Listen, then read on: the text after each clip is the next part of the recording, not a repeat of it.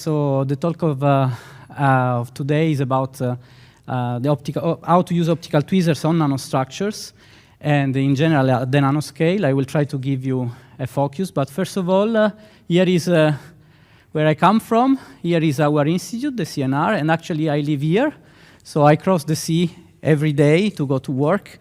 It's an interesting scenery, and in fact, we are not so far from here. It took me only 50 minutes to reach the conference by plane. Okay, so this is the group. We are a small group. This is actually already a couple of years ago at the CNR.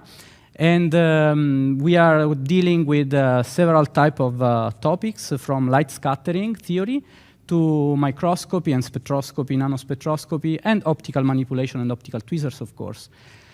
And this is a bunch of collaborators with whom I've been working for the last few years, specifically on optical tweezers and optical manipulation. And I would like to mention in particular Phil Jones at University College London and Giovanni Volpe at the University of Gothenburg, with whom I share this experience of writing a textbook with exercises and problems.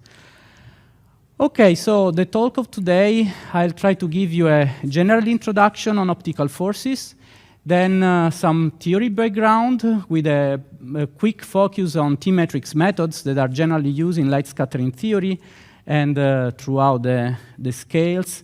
And then some issue on experimental practice, how you can make an optical tweezers, and how can you consider optical tweezers in a broad sense, optical trapping in light fields in general.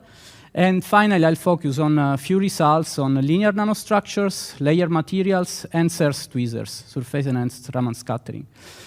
Okay, so as I was mentioning this morning, the idea of optical forces of radiation pressure was established in space when Kepler, a few centuries ago, understood that comet tails are related to the radiation pressure, to the force that the light from the sun exerts on particles around the coma of the comet, in fact. So this is a nice picture of the Hale-Bopp. So this is the radiation pressure tail that is more diffuse, and this is instead the second tail of the solar wind, charged particle pushed away by the solar wind.